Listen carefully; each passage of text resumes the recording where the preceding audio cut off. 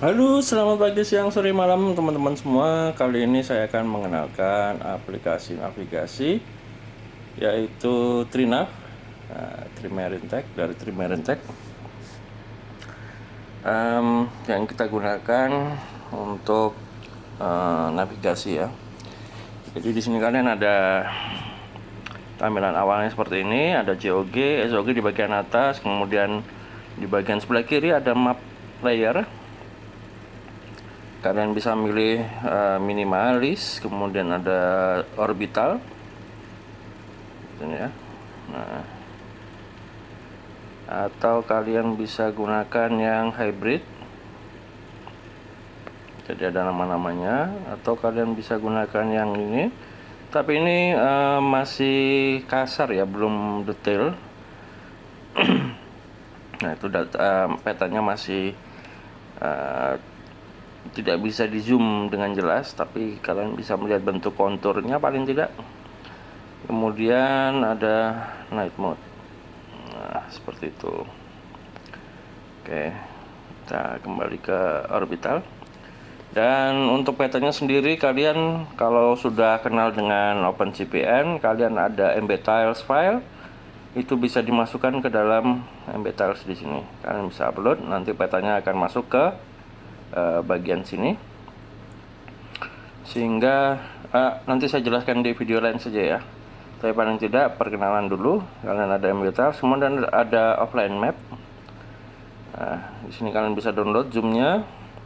Kemudian bagian bawah ini adalah ketika kalian membuka yang online, maka bagian offline-nya akan langsung menyimpan, begitu ya. Jadi ketika kalian kehilangan sinyal, ketika kalian sudah mendownload, membuka daerah yang sebelumnya ya, maka ini akan tetap bisa digunakan petanya. Saya kasih contoh, misalnya ini kita nyalakan. Nah, ini adalah peta yang sudah kita buka. Sementara yang sini, nah itu offline-nya belum ada ya. Nah, jadi ketika sudah ada petanya kayak gini, nah ini belum nampak. Jadi kalian pastikan dulu sebelum berlayar, kalian cek-cek jalurnya, sehingga kalian tetap bisa menggunakan peta saat tidak ada sinyal. Hitung-hitung untuk update ya. Kemudian di sini ada on ship, kalian bisa atur namanya ya, nama, kemudian draftnya. Ini berkaitan dengan ada MMSI. Untuk draft berkaitan dengan sensor kedalaman ya, sama nanti ada sensor angin juga. Untuk kedalaman ini kalian harus kedalaman dan angin itu kalian harus terhubung dengan peralatan di kapal kalian.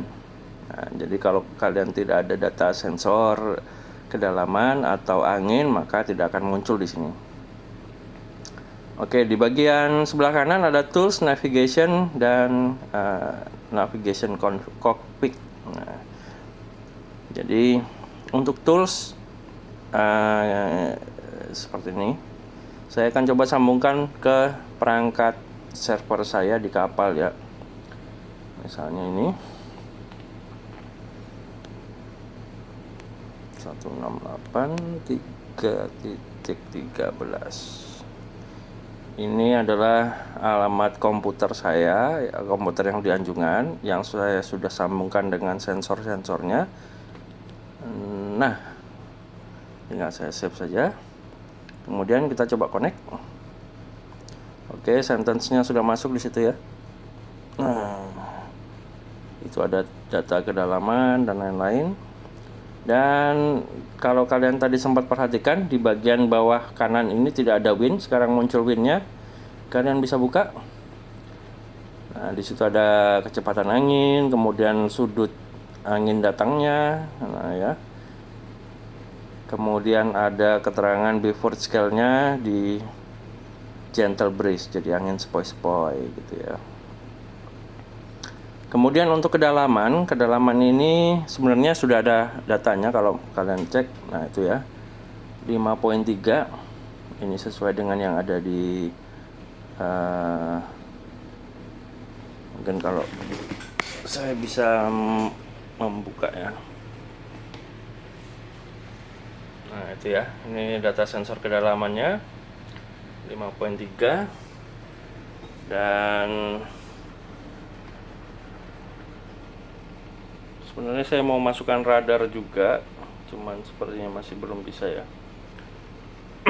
Ya, jadi itu sensor kedalaman, kemudian ada lagi angin ya. Sini angin, nah 8.9 tadi ya. Jadi kalian bisa cek di data sensornya. Oke. Nah, ini sekarang 7.8. Jadi apa yang ada di ini kayaknya setelah kita tutup nggak jalan dia. Kita aktifkan lagi. Oke, udah jalan.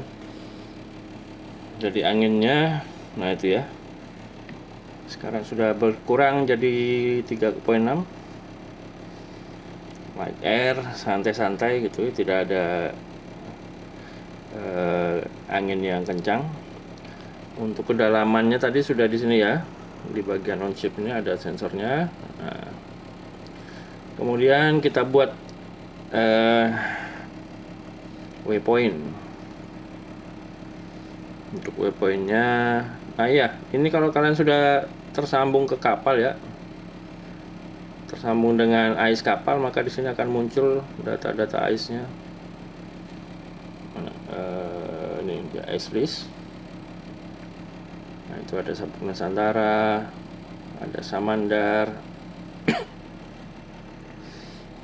Indo Armada ya, mungkin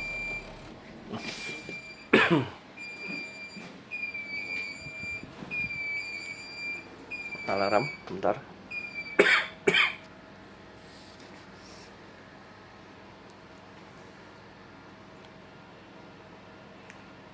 Oke, kita lanjut lagi. Jadi untuk ini kapal-kapalnya sudah muncul. Kemudian kalian juga ada info pasang surut di bagian sini. Ya, pasang surut. Sekarang surut, nanti pasang lagi jam 2.20. Di jam 2.20 surut terendahnya lagi jam 8.50 malam. Itu ya. Kemudian untuk pasang surut sudah apalagi ya, oh ya, kita coba bikin waypoint. Jadi kalau kalian bikin waypoint, nah ketika poin pertama masuk di bagian atas itu kalian bisa lihat panelnya ya, bisa lihat panelnya di situ. Lihat panelnya ada 280 BTW. Nah, itu adalah bearing to waypoint. COG-nya masih kosong karena kita masih diam. SOG juga masih kosong karena kita masih diam. Untuk COG ini dia mengikuti dengan arah halu kapal ya. Karena kita sudah koneksikan ke WiFi anjungan kita, maka kita bisa dapatkan headingnya sesuai giro kapal ya.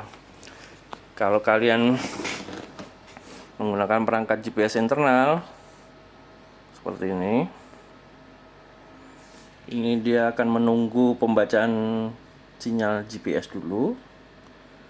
Kalau ada, nah itu posisinya. Nah, ini dia mengikuti kompas ini ya, arah HP saya kemana, maka headingnya akan mengikuti. Saya putar ke kiri, saya putar ke kanan gitu ya. Oke, kita matikan dulu untuk internalnya. Jadi saya menggunakan sekarang giro kapal dengan ada fasilitas ice-nya di situ. Kemudian ini kalau kita sudah, oh iya, saya mau mengedit lagi misalnya. Nah, ini tinggal geser-geser saja, itu ya. Kemudian kalian bisa di save dan activate. Ketika di save dan diaktifasi, maka info kedalamannya akan muncul di bawah COG. Nah, situ ya. Oke, jadi kalau kalian perhatikan di bagian tengah itu ada kedalaman ya. Nah, 5.3, dan itu berhubungan dengan draft kapal yang kita set di sini ya. Ini seandainya kita set draft kapalnya adalah 6, maka akan otomatis memicu alarm ya. Di bagian sebelah kiri bawah kalian bisa dapat alarm berwarna merah di sini. Nah, itu ada clearance-nya 0,8. Jadi ini kalian bisa sudah nyanggrok di situ ya. Untuk alarmnya ada alarm CPA, kemudian ada alarm kedalaman, kemudian nanti ada alarm lagi, alarm berkaitan dengan Lego jangkar. Oke, kita kembali lagi. Jadi ketika kalian sudah mengaktifkan seperti itu, ada alarm-alarm yang aktif juga. Di sini kalian bisa dapat alarm CPA ya. Kemudian ada kedalaman. Nah, kemudian ada untuk anchor ya. Jadi kalau kalian nyalakan anchor, radiusnya mau dibuat 200 meter gitu, enable, maka dia akan otomatis mengunci. Nah, kalian bisa cek di petanya, itu ada muncul tanda anchor dan muncul tanda lingkaran ya. Itu sesuai dengan radius yang kalian sertakan. Kalau kapal bergeser, hanyut, drift, keluar dari itu maka alarm akan berbunyi juga. Nah, seperti itu teman-teman. Jadi untuk aplikasinya ini sudah sangat lengkap. Kemudian ada marker, kalau kalian mau menambahkan marker di tempat tertentu ya, misalnya seperti itu. Nah, di sini ada peringatan, mau dikasih apa? Label apa, misalnya karam, kapal karam misalnya, dan ini bisa kalian tambahkan, kita letakkan penanda. Nah, disitu akan muncul ya, di peta juga akan muncul seperti itu. Kemudian ini karena kita nggak jalan, tapi kalau kalian sudah selesai menyimpan routingnya ya, kalian stop. Di sini akan ditambahkan pilihan kalau mau memberi nama ya, memberi nama trail tes misalnya, kalian bisa disimpan.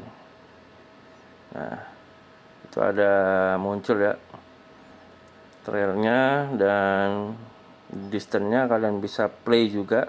Saya kasih contoh yang sudah ya, misalnya nih ya, kita play. Nah, seperti itu teman-teman. Jadi ada tombol ininya ya, kita coba play. Nah, itu jadi ada keterangan kedalaman, kecepatan, heading terakhir, dan rekaman angin. Itu kalau kalian ada sensornya semua. Nah, untuk trail seperti itu, wind sudah. Sementara aplikasi ini masih dalam tahap pengembangan, belum dirilis resmi. Mudah-mudahan bulan depan saya sudah bisa rilis secara resmi. Untuk sementara itu dulu, sampai jumpa lain waktu. Salam, kalau satu jangkar udah biasa, kita salam sehat selalu sajalah. Triple S, 4S ya, salam sehat selalu sajalah. Oke, terima kasih sudah menyimak video saya. Selamat pagi, siang, sore, malam.